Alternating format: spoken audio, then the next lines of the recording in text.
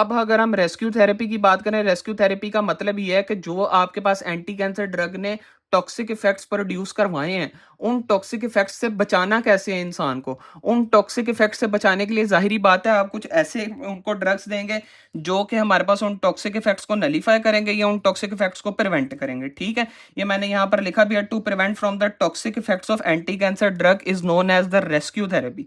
अब हमारे पास उसने यहाँ पर मिसाल दी हुई है आपके पास कि हमारे पास जो मीथोट्रिक्सेट है, हमारे पास मीथोट्रिक्सेट गैस्ट्रो इंटेस्टाइनल ट्रैक के उप सेल्स को टॉक्सिसिटी करती है, यानी toxicity occurs to the cells of gastro intestinal tract due to the use of methotrexate. तो हम इसके मीथोट्रिक्सेट के इस टॉक्सिक इफेक्ट को नलीफाई करने के लिए ल्यूकोवोरिन देते हैं, जिसको हम ल्यूकोवोरिन एस्केप भी कहते हैं। उसके बाद उसने आपको ये बताया हुआ है कि ये देखें साइक्लोफॉस्फामाइड क्या कर रही है। साइक्लोफॉस्फामाइड हमारे पास एक्रोलिन को वो करती है, प्रोड्यूस करवाती है, और एक्लोरिन को प्रोड्यूस करवाने की वजह से वो हीमोरेजिक सिस्टाइटिस करवा रही है। अब हीमोरेजिक सिस्टाइटिस को से साइक्लोफॉस्फामाइड ने तो टॉक्सिक इफेक्ट प्रोड्यूस करवा दिया हीमोरेजिक सिस्टाइटिस, लेकिन हीमोरेजिक सिस्टाइटिस से बचाने के लिए हम कौन सी ड्रग देते हैं, उसको हम मीजना कहते हैं, यानी मरकेप्टोइथेन सल्फोनेट।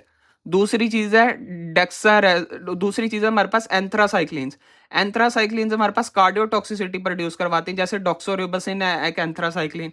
अब डॉक्सोरिबोसिन जो कि एंथ्रासाइक्लिन है जिसका टॉक्सिक इफेक्ट है कार्डियोटॉक्सिसिटी।